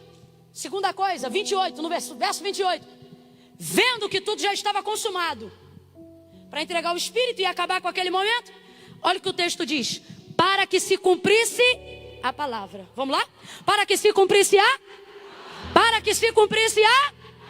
palavra. Aleluia. Oh, aleluia. Deus falou comigo aqui agora. Eu vou ensinar esse povo a amar a minha palavra. Camila, eu já o amo, não. Amar de modo a não ficar nem um dia sem vê-la, sem observá-la. Para que se cumprisse aquele momento, para que se cumprisse, perdão, a palavra, ele disse, tenho sede, presta atenção. Vamos pregar do jeito que está escrito. Para que se cumprisse a escritura, ele disse, tenho sede. Então, peraí. Camila, havia a possibilidade de fato dele estar com sede? Havia. Mas o texto não está dizendo que ele pediu de beber água porque tinha necessidade. Pediu de beber água para fazer cumprir que ele sabia que já tinha sido dita sobre ele, dizendo que ele beberia vinagre. Segunda coisa, ele sabe que ele pediria água, mas beberia vinagre? Sim ou não? Sim, porque era o que estava escrito na profecia de Isaías. Então veja, podia ter sede, que é uma necessidade, mas não pediu porque tinha necessidade. Segunda coisa, em sua onisciência, porque conhece a palavra que é sobre si, sabia que pediu água, mas ia beber, e mesmo assim pediu. Não pediu porque precisava. Pediu sabendo que ia pedir uma coisa e ia receber outra, mas mesmo assim pediu. Por que pediu? Para a palavra se. Segunda fase. Está na hora de você entrar nela. Às vezes Deus vai usar a gente para fazer cumprir o que a gente sabe. Mas existe uma hora que Deus quer que a gente faça cumprir o que só a gente sabe. Ele quer que a gente se lembre. Camila, eu ainda não entendi. Vai entender. Às vezes você pede perdão a alguém, não porque tem necessidade de perdoar, você nem está sentindo nada. Às vezes foi a pessoa que errou com você, mas você vai lá e pede perdão. Presta atenção, tinha necessidade de quem não fez nada pedir perdão, mas para se cumprir a vontade de Deus, a palavra, a gente vai lá e às vezes até sabe que o outro ainda vai olhar e vai dizer, está desculpado. Dá vontade de dizer, Demetrio. Mas para se cumprir a palavra, a gente desce, a gente se submete, a gente pede perdão sem ter feito nada. Por quê? Porque a gente não quer ficar atado, a gente quer que se cumpra a palavra, a gente quer que a palavra nos libere para o novo. A gente quer encerrar o ciclo, começar um novo processo. Quem está entendendo, diga amém. Essa é a parte mais difícil. É a parte que você não sente de fazer. Crente que só faz o que sente, fica parado nessa fase. Eu não senti de ir lá ainda. Tá sem falar com o pai 10 anos, eu não senti de ligar para ele, nem vai sentir. Se suas decisões são pautadas nas suas emoções, um abismo te espera. Agora, se a despeito do que sente, você sabe o que Deus quer, você faz até sem sentir. E vai passar de fase, vai mudar de ciclo. Não foi porque precisava e sabia que ia beber vinagre, mas para fazer cumprir o que havia dito sobre ele, disse: tenho sede. Saberia que beberia vinagre da mão dos seus inimigos, mas mesmo assim ele disse: tenho sede. Saberia que não teria sucesso em ser saciado com água pedindo naquele momento, mas mesmo assim ele disse: tenho sede. Será que essa fé nunca vai nos amadurecer a ponto de entender que a palavra de Deus também se cumpre no dia mau? Adorar ao Deus que é soberano para fazer o que eu quero é ótimo. Difícil é adorar ao Deus soberano que pode fazer o que quer, até sem me comunicar. Terceira e última fase. Olha para quem está ao seu lado e diga: terceira! Terceira e última fase. Eita, fala para quem está ao teu lado. Já completou o curso, hein? Aleluia. Deus vai levantar jovens aqui. Na mesma unção que levantou Davi, a Navai, Jorel e a Sérgia, quando ele disse: tu me fizestes por causa da tua palavra mais sábio do que os anciões do meu reino. Porque a gente tem que parar de caminhar no que dizem e tem que começar a caminhar no que a Bíblia, menos o que eu penso e mais o que a palavra de Deus diz. Terceira e última fase, para mim, a mais apoteótica de todas. Chama o baterista aí para mim, por favor. Cadê ele? Nós vamos fazer um som apoteótico nessa noite. Oh, glória a Jesus. Aleluia. Cadê o baixista para vir com aquele bem fortão? Tá aí o baixista? É você. O povo aqui, os músicos, tudo crente, né? Glória a Deus, cheios do Espírito Santo. Tem lugar que a gente vai, não é não. Quando você fala assim: cadê o baterista? Aí tem que tirar de lá da cantina, vir correndo no meio da igreja. Porque ele acha que só pode participar na hora do louvor. Mas aqui tudo crente. Aquele ali então mais crente de todos. Está sentado, coitado, já está com cãibra, mas está ali: Jesus, tem misericórdia. Oh, aleluia. Faça um som bem pesadão aí. Mas é pesado. Isso. Não, mas eu não quero prato não. Agora é bumbo e tambor. Sabe por quê? É um som assim de penumbra, de morte. Faça um som assim que manifeste a trilha sonora da vida de algumas pessoas que estão habitando em trevas emocionais, espirituais. Não porque não conhecem a Deus, sabe quem Ele é, mas não observam segundo a sua palavra. Então estão acreditando em todos os sofismas do diabo. Estão sendo guiados por revelações, por visagem, por gente que diz assim, diz o Senhor, e às vezes é esquizofrênico, não é nem falso profeta, ele acha que é Deus que está falando mesmo. E a mensagem que o inferno tem tentado produzir é a mesma hora, e eu imagino que seria essa trilha sonora da crucificação de Jesus quando chega a hora das trevas. E diz assim: acabou, é morto o rei dos judeus, vai ser sepultado o Salvador do mundo. Ele tinha a palavra, ele era a palavra. Em verdade vos digo, ele pregou a palavra. Mas olha aí o que dá viver a palavra. Olha aí o que dá, tá morto, tá crucificado. Só que tudo isso era para cumprir a palavra. Tem gente aqui que só tá perdendo, só viveu o luto e só está rompendo mesmo em dificuldade, porque deseja ser fiel à palavra. Guarde o que eu estou lhe dizendo: se tu fores fiel à palavra em vida, até depois da morte a palavra reagirá por você. Jesus está em vida e ele diz para que se cumpra. Jesus está em vida e as vestes são rasgadas para que se cumpra. Mas agora ele morre, e morto não pode reagir, morto não pode se defender. Morto fala, morto se protege, morto se defende, morto argumenta. Para mim, a terceira e última fase é a mais apoteótica de todas. Porque aqui a palavra não se revela usando pessoas. Aqui a palavra não se revela manifestando coisas. Aqui ela se manifesta sozinha. Segura aí agora que a trilha sonora vai mudar. Por quê? Porque agora ela vai fazer algo sozinha. Ó, a primeira vez usou os soldados é quando usa o adversário para fazer eu cumprir o que Deus quer.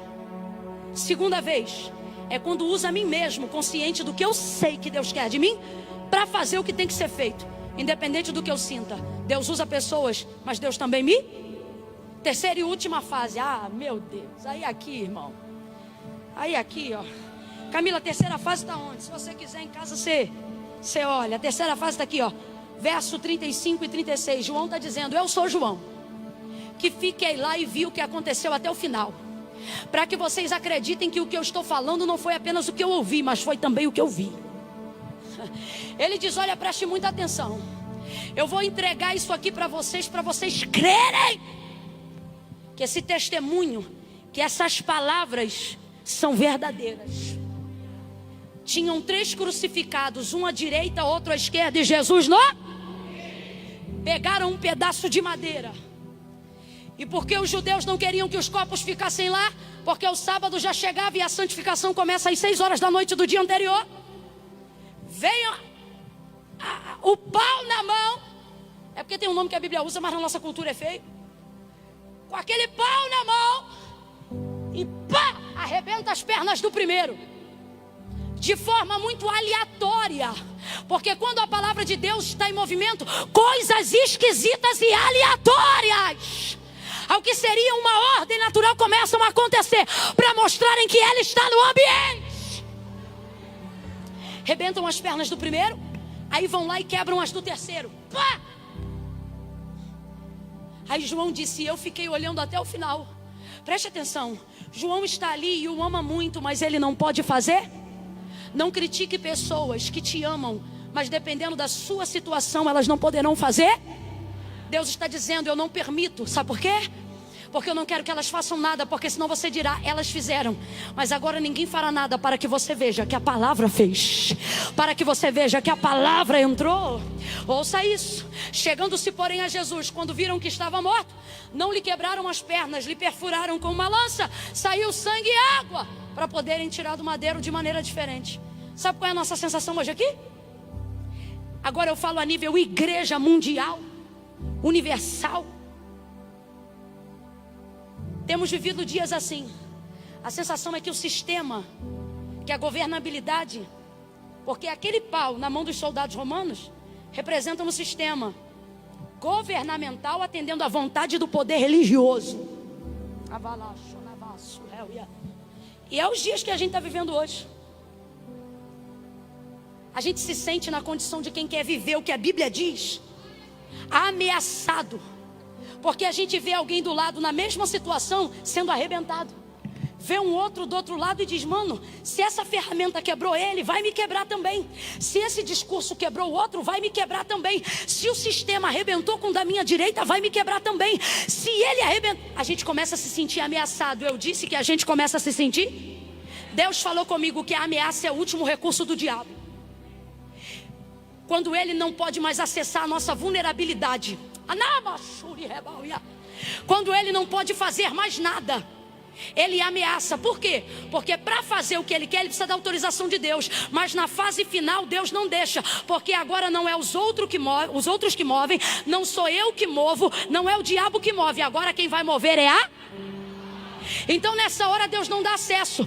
Todo projeto que o diabo quer arquitetar, ele precisa da autorização de Deus para executar, se não houver legalidade. E na vida de quem tem palavra não há legalidade. Por isso, para destruir a Jó, ele teve que dizer: Deus, deixa. E o Senhor deixou. Mas depois ele ficou descredibilizado, porque Jó disse: Deus deu. E o diabo está ali: mas eu tomei. E ele, de vez de dizer o diabo tomou, ele diz: Deus tomou. Por quê? Porque ele não dá crédito ao diabo. Aí o diabo só fala no capítulo 1 e não fala nunca mais. Por quê? Deus mandou o diabo embora? Não, porque a atitude de Jó fechou as portas para a ação do diabo. Aí escute isso. Escute isso.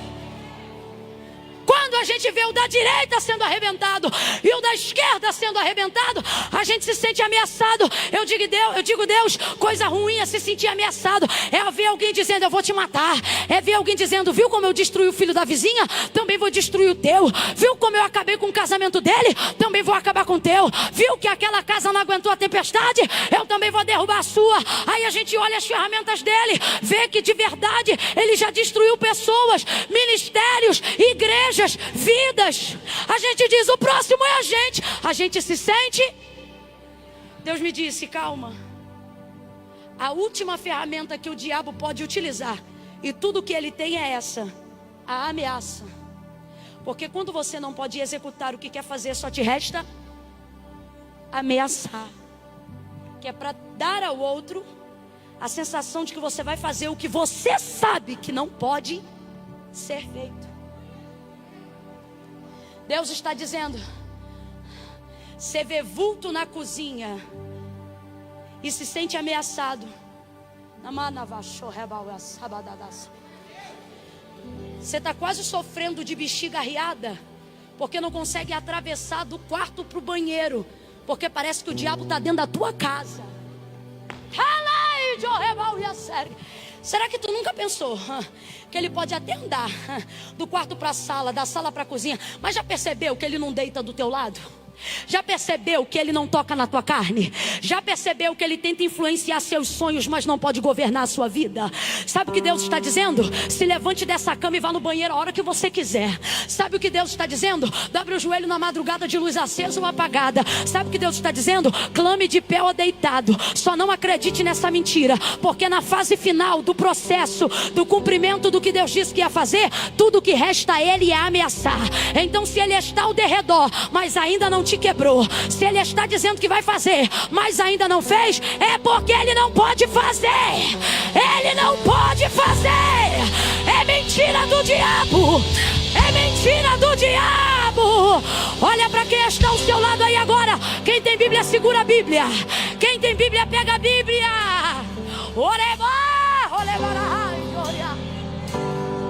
Levanta essa espada aí. Camila, minha Bíblia está no celular. Levanta o celular no aplicativo da Bíblia, uai. Camila, eu não tenho Bíblia, não tem problema. Aqui tem o suficiente para a gente cobrir você com a palavra que a gente tem. Levante aí. Faça esse movimento que parece louco, mas é profético. Alguém diz é loucura, mas eu digo é poder de Deus. Levanta aí. Faz assim sobre a sua cabeça.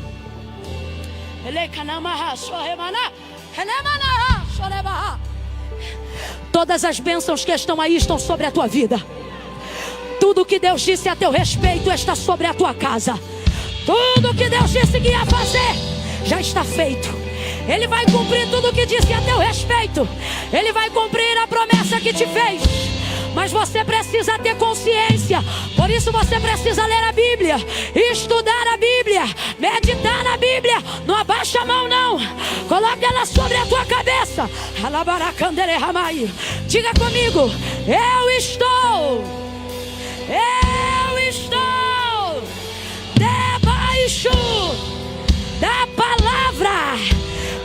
Pelejarão contra ti, mas não prevalecerão, diz o Senhor, porque eu sou contigo para te livrar. Oh, eis que não tosquenejará o guarda de Israel. O Senhor é quem te guarda. O Senhor é a tua sombra. Ele é a tua direita. O sol não te molestará de dia e nem a lua de noite. O Senhor guardará a tua entrada e a tua saída. Será próspera a tua alegria.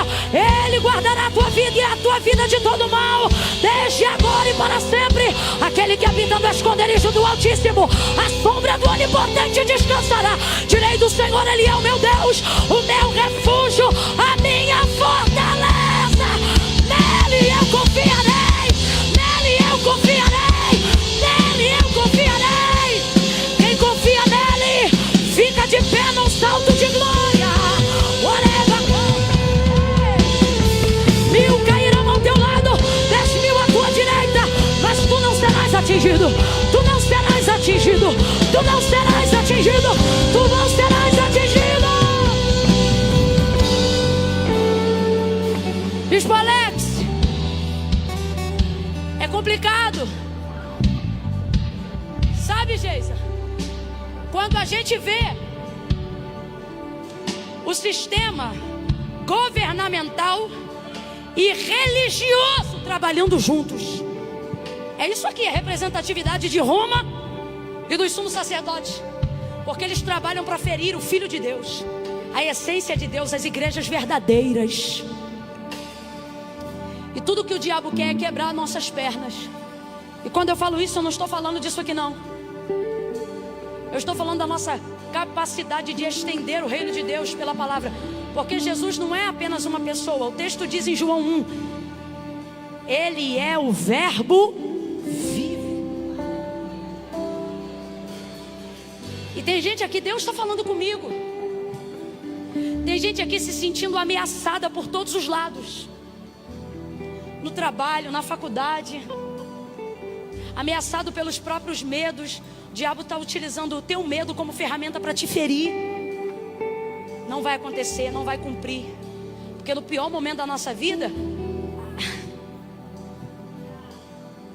no pior momento da nossa vida, a gente se pergunta se Deus existe mesmo, ou se Ele não foi uma crença que a gente decidiu ser levado por alguém. Camila, eu nunca pensei isso. Glória a Deus por você. Mas tem muita gente pensando, porque o pior momento da sua vida te faz pensar nas piores coisas. No pior momento da sua vida, você se pergunta se ainda tem gente de Deus mesmo, ou se só ficou você, como disse Elias. No pior momento da sua vida, o diabo quer te fazer desacreditar da instituição igreja. No pior momento da sua vida, sua fé é atacada, para você duvidar de tudo. Sabe por quê? Porque é mais fácil crer podendo falar, é mais fácil crer podendo reagir. Só que Jesus está morto. Complete aí para a gente encerrar junto. Jesus estava morto.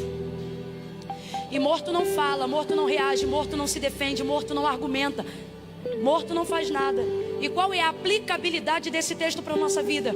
A gente sabe que a pior morte não é descer à sepultura, mas é estar vivo e sentir como se estivesse. E tem gente aqui que está nessa circunstância. Está vivo, mas não pode falar. Está dentro de um cenário onde não pode reagir. Se você falar, a confusão aumenta. Se você se defender, alguém diz que é mentira. Está dentro de um cenário onde ficar calado é a única opção que você tem. Na verdade, não é uma opção por escolha, mas por imposição do cenário que você está. E aí nessa hora, a gente vê quem nos ama. João olhando e não pode fazer nada. Vê a mãe perto, mas a mãe não pode fazer nada, porque vai se cumprir tudo o que Deus falou, e a morte está nisso. Ele não pode se defender, mas João disse: eu vi. Eu quero profetizar que muita gente aqui vai viver o que João viveu. O quê? Vai ver a palavra de Deus se cumprindo na vida das pessoas. Vai ver, porque a fé no que ouviu vai ser tão forte que vai se tornar real diante dos seus olhos. Eu quero profetizar aqui que amigas vão ver outras amigas que viram Deus dizer que elas iam casar, casarem-se e ser madrinha do casamento e dizer: olha aqui, eu estou vendo. Deus disse que ia fazer isso, lembra, fulana? João disse: eu vi. Chegando-se porém a Jesus, vendo que estava morto, perfuraram-lhe com a lança, mas não puderam quebrar as pernas. João diz, não é que, para a gente entender, não é que eles não tinham na mão um instrumento para quebrar. Não é que eles não tinham autorização institucional para quebrar. Eles tinham, eles queriam e eles podiam, segundo a lei deles. Mas João disse, não podiam tanto assim, porque sobre ele havia uma palavra que dizia: nenhum dos seus ossos poderá ser quebrado. Sabe o que Deus está mandando você profetizar na vida de alguém? Que mesmo que você esteja vivendo o pior momento da sua vida, Deus está dizendo: há limites, há limites. Eu não vou deixar acontecer e nem terminar como muitos estão pensando que vão terminar. Há limites. Camila, ele: qual é a minha garantia? A garantia é o que Deus disse a meu respeito. E Deus não disse que terminaria com morte. Deus não disse que terminaria arrebentado. Deus não me disse que eu terminaria quebrado. O que Ele me disse é que melhor é o final das coisas do que o início delas. E ainda que você tenha enterrado pessoas, se você está vivo, Deus está dizendo: não é porque acabou para elas que acabou para você. Ainda não acabou para você. Você está vivo e viva porque eu ainda tenho um propósito. Um propósito. E a minha palavra vai manifestar. A minha palavra vai manifestar. Tu serás guiado pela minha palavra, orientado pela minha palavra. A minha palavra vai manifestar, vai executar toda a minha vontade. E ela vai tirar da mão do adversário o poder da ferramenta dele para te destruir. Vou perguntar de novo: Jesus está vivo ou morto? Vivo ou morto? Está vivo. Hoje ele está vivo. Mas naquele momento Jesus estava? Ele não podia se defender. Quem o defendeu? Quem reagiu por ele? Quem protegeu ele? Deus está dizendo: quando eu ver que você guardou a palavra, mesmo que não haja mais em você poder para reagir, a palavra vai reagir, vai se manifestar, vai te defender. A palavra de Deus vai em direção a você. Feche os teus olhos, curva a sua cabeça. Senhor Deus e Pai, em nome de Jesus, o teu Filho, manifesta a tua palavra, manifesta a tua palavra. Manifesta em nós o desejo de viver a tua palavra, de buscar a tua palavra, porque ela não é vã, não é de persuasão humana, mas ela é poderosa para reagir quando não podemos reagir, para defender quando não podemos nos defender. A tua palavra levanta o caído, dá forças ao que não tem mais vigor. A tua palavra chama para fora o que antes estava morto. A tua palavra quebra cadeados, destrói fortalezas. Levanta uma geração que tem amor pela palavra, zelo pela palavra. Uma geração que viva pela palavra e que, se preciso for, morra pela palavra e que ressuscite no último dia pela palavra. Desperta em nós amor pela palavra.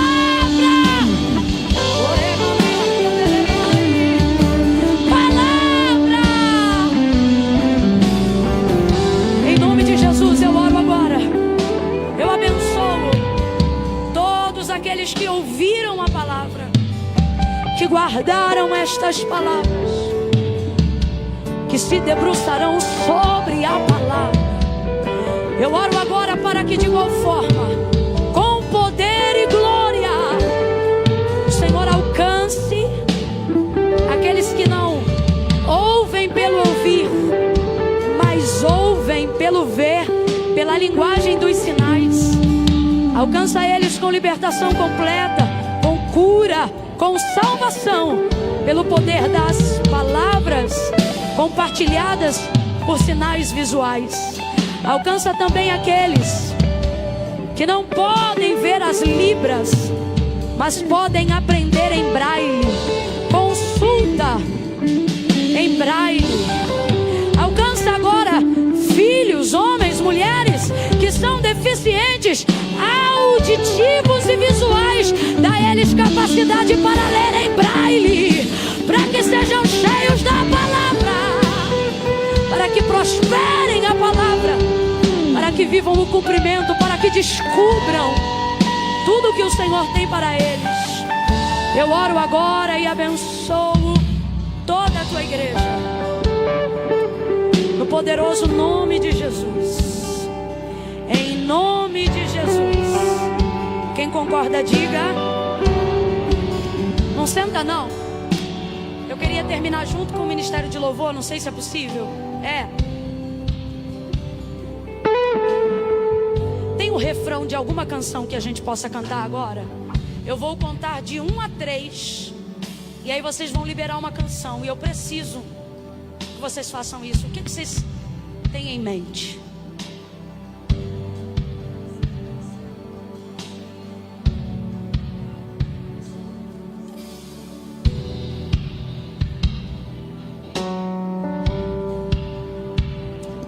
Pode beber água aqui?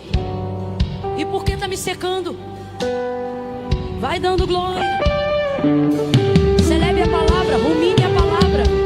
Vai fazendo uma oração, pede Deus.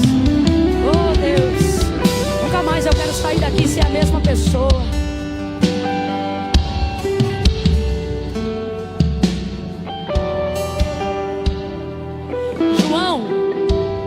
João quando fala de Jesus, não fala o nome da mãe, não fala o nome do pai, ele vai direto no alvo. Ele diz assim: no princípio era o verbo estava com Deus e o verbo era Deus. Nele estava a vida, e a vida era a luz dos homens, e a luz resplandeceu nas trevas. Essas trevas aqui, segura só um pouquinho, rapazes. Essas trevas aqui não é satanismo, não é bruxaria, não é ocultismo, não é nada disso. Essas trevas aqui é ignorância, porque a maior treva não é um ritual satânico do lado de fora, é uma mente sem conhecimento do lado de dentro, porque ela está vulnerável a qualquer coisa. É dessas trevas que Jesus está falando. Tanto é que a obra prioritária do diabo não é crack, não é prostituição, não é adultério, não é lascívia, não. A obra prioritária é cegar o entendimento, porque só através da ignorância ele pode executar a sua obra. Por isso diz a palavra: e o príncipe deste século lhe cegou o quê? O entendimento, para que não cheguem ao conhecimento da verdade, da palavra. E quem é a verdade? Jesus Cristo. Por isso diz: se o Filho do Homem vos libertar, verdadeiramente sereis livres, libertos. João disse: no princípio era o verbo, Jesus. O verbo estava com Deus, Jesus. O verbo era Deus, Jesus é Deus. Nele estava a vida. Por que nele estava a vida? Porque ele é a palavra. Então, se ele morreu, mas ao terceiro dia ressuscitou, significa que a palavra está viva. Rapaz, isso aqui não é um livro para botar debaixo do braço, não. Isso aí é desodorante. Isso aqui só tem palavras de vida e vida em abundância. Então hoje você vai corrigir. Você não vai dizer: Deus, eu quero carro, Deus, eu quero dinheiro, Deus, eu quero sucesso, Deus, eu quero empresa, Deus, eu quero uma mulher, Deus, eu quero um homem, nada disso. Você vai dizer: Deus, libera sobre mim uma palavra. Eu não sei qual é o anzol que Deus vai usar, qual é a isca, o gatilho. Cada um aqui tem um, mas eu creio que antes de você sair daqui, Deus vai te dar um, que vai fazer você se afixar a esta palavra e viver uma vida não medíocre, não mediana, mas uma vida como Jesus disse que você tinha que viver, uma vida abundante. Nós vamos fazer assim, porque só pode viver essa vida quem reconhece Jesus como Filho de Deus. Camila, mas todos somos filhos de Deus. Ignorância, não é verdade. Todos somos criaturas. Os filhos são apenas os que confessam Jesus como filho. Camila, e se não confessar é criatura. E criatura não é filho. Criatura vive consequência, filho vive a herança. Eu vou contar de 1 a 3. Camila, é apelo? Não, não é apelo. O apelo eu estou fazendo há 1 hora e 20 minutos. É convite, vai ser assim, ó. 1, 2, 3. Quando eu disser 3, você que sabe que é você e está dentro do convite que eu vou fazer, vai tirar o pé do chão e vai vir aqui no altar de Deus. Eu vou dizer 1, 2, 3. E aí a oportunidade está aberta. Sabe por quê? Porque a ideia que se tem de uma obra e de um projeto inscrito na igreja é que só vai vir os crentes. E de fato só vem os crentes. Tem alguém aqui que diz assim: não, Camila, eu vim porque eu gosto, mas eu sou desviado. Mas eu confirmo, tu é crente. Desviado não frequenta culto. Desviado vai embora e não dá nem tchau. Não, Camila, eu não sou crente não. Eu só vim porque eu gosto. Tu é crente, tu conhece o nome de um monte de santo, mas quando a coisa aperta, tu chama o nome de um só.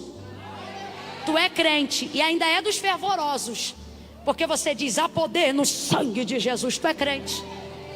Não, Camila, eu não sou crente não porque eu ainda não sou casado. Eu não sou crente ainda não porque eu bebo. Eu não sou crente ainda não porque de vez em quando eu guardo uma rocha. Tu é crente. Ninguém aqui está dando bolo. Ninguém aqui está servindo guaraná. Ninguém aqui está dando salgadinho de graça. Falar é uma reunião de quê? De culto para quem? Para Deus. O que vai ter? Palavra. Você disse: eu vou. Tu é crente. Só que o que você precisa aprender? Nem todo crente é salvo. Porque o que basta para ser crente?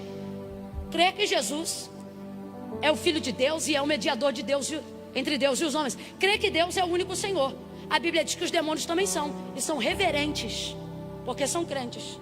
Então é nisto que eu digo: nem todo crente é salvo, mas com certeza todo salvo é crente. Ouça isso. Por que eu estou dizendo isso? Porque não tem ignorância, não tem pacto e não tem religiosidade que vai arrebentar as tuas pernas de se conhecendo Jesus hoje, querendo viver com Ele uma aliança. Tu vai ficar retido no lugar.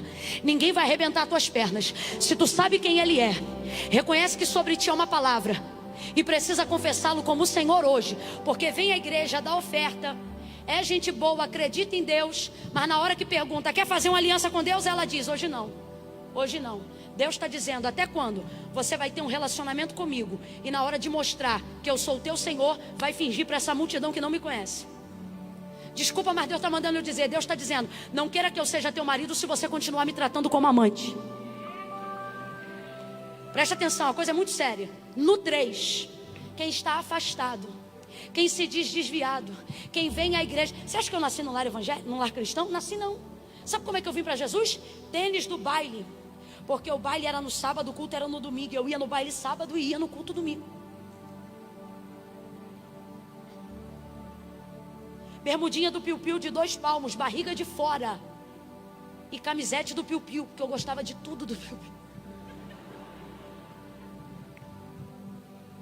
Aí o pastor disse assim: entrega o teu caminho ao Senhor, confia nele. E eu nunca entendi essa parte, confia nele. Muita gente não vem aqui porque diz assim: eu tenho que confiar em mim, eu tenho que largar isso, tenho que largar aquilo. E aí nunca vem, porque você não confia nele, você confia em si. Camila, mas então o que isso quer dizer? Porque para mim servir a Deus é coisa séria. Eu tenho uma situação tico-tico no fubá, como é que eu vou aí? Pois eu te digo: vem você, o tico-tico e o fubá. É assim que vem. Não, Camila, meu problema é mais grave. Eu estou com 10 gramas de um bagulho aqui que eu tenho que usar ainda hoje. Fazer o quê? Eu sou dependente. Não, você está dependente. O que eu vou fazer? Vem você, tuas 10 gramas. Se o fornecedor estiver aí, pergunta se ele quer vir também.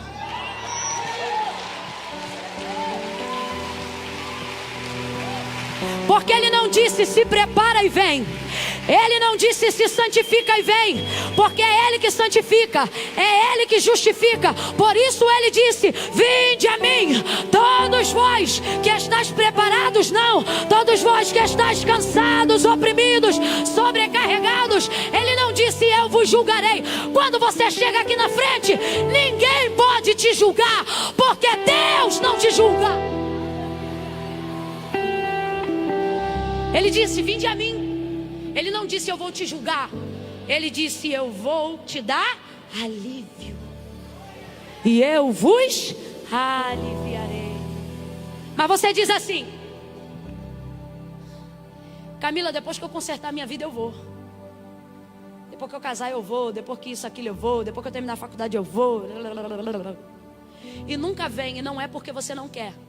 Você não vem porque talvez ninguém nunca te disse que Jesus disse assim: sem mim